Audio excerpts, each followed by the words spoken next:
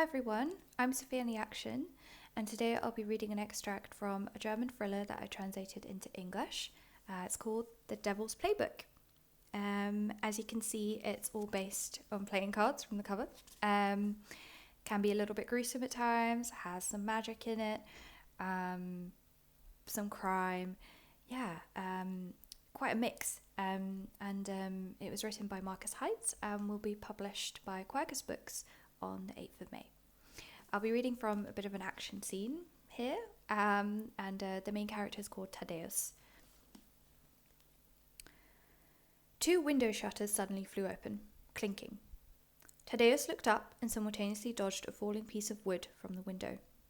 A figure came crashing down to the marble terrace in the shimmering shower of glass shards.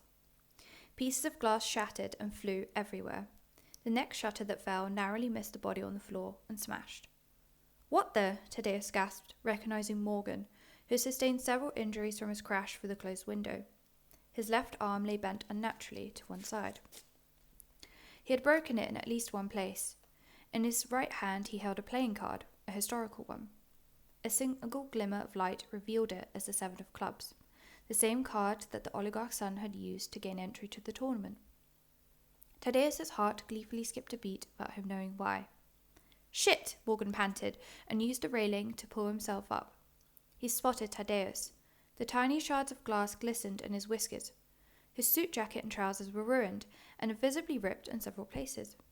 "Boch, help me," he begged in pain. "Get me out of here." Cries could be heard from the fireplace room. The crash hadn't gone unnoticed. Faces that looked like bright, round blurs peered out at the fallen man from the shattered window above them.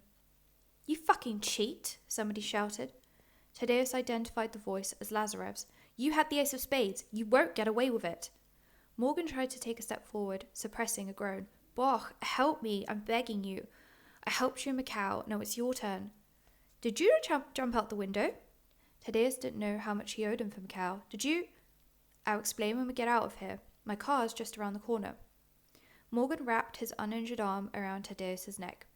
The front of the card glowed as if it was delighted to be next to Tadeus. "Let's go. Go through the garden, and then we'll get over the fence at the back by the treehouse." Someone by the window shoved the players aside. The man drew a weapon, his arm outstretched, and aimed just as the torch lit up and blinded Tadeus. A soft plop sound was followed by the clatter of crashing marble. The bullet had blasted off a piece of the railing. Fragments struck his face. Tadeus stopped asking questions, grabbed Morgan, and threw himself over the railing. They landed in a bed of gnarly rhododendrons. A stab of pain ran down Tadeus's lower back from the collision, but he ignored it. A couple of muffled gunshots sounded behind them. One and then two beams of light flared up, searching for them in the darkness.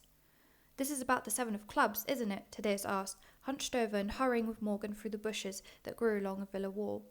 No one had found them yet. "Give them the—" "No, never," the injured man wheezed. "It's not worth dying over," Tadeus said urgently. "Give me the card and I'll take it to Solovyeva. Nothing will happen to me. She still owes me a favour." "This has nothing to do with Solovyeva," Morgan replied, groaning. "It's so much more than that. This card is one of a kind. It's part of the Devil's Playbook. It's—" The bullets ripped past them, hacking through the bushes and destroying branches. Tadeus ducked, avoiding the searching, bluish glare of the torch. "Give them the Seven of Clubs," Tadeus pleaded with Morgan, who shook his head stubbornly. They managed to make their way through the dense plants to the path leading to the villa's guest house. Next to it there was a tree with a little wooden hut built on top of it, where they'd be able to jump over the high, pointy fence and flee to safety, at least for the time being. Tadeus looked at the roughly made rungs of the ladder. Getting a severely injured man up it without being spotted by their pursuers would be impossible. Morgan had realised it too. He shoved the Seven of Clubs into Tadeus's hand. "Take it, Boch. Keep it safe. See that it never falls into the hands of—" A torch beam shone close by. The henchmen were on their tail. "There are footprints here," one of them cried, and fired randomly in their direction. Tadeus ducked, escaping the bullets, and thought he saw a slender figure climbing over the fence on the other side of the garden. Morgan gave a phlegmy cough. His breathing became raspy and shallow, and warm drops fell onto Tadeus's face. "Boch, get out of here," Morgan managed. "They'll think we're working together." "There they are," one of the men shouted. "Get up!" Tadeus seized Morgan, and felt blood running from the man's torso where he had been shot. No, you have to go. The card, it's important, Morgan urged. Whatever happens, whoever wants it, don't give it away. You'll soon find out what I mean. Morgan went on, slack-jawed, but Tadeus could barely follow his stammering.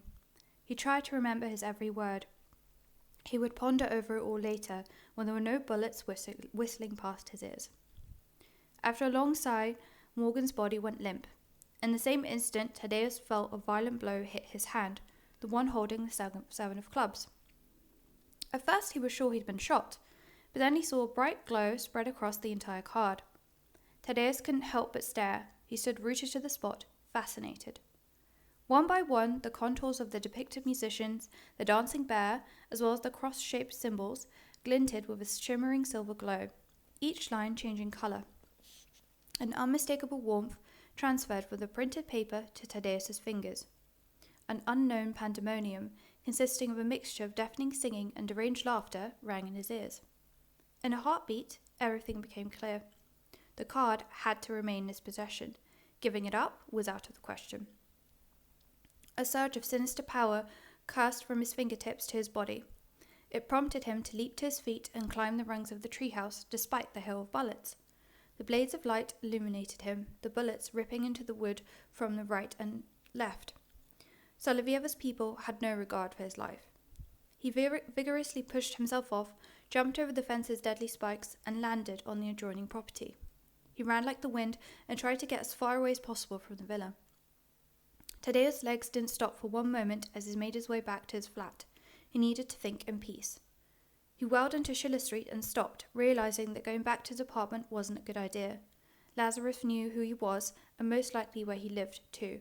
What am I going to do? He held the 7 of clubs in his hand and examined it. He couldn't help but laugh grimly. One card had got him into trouble, without him having played a single game.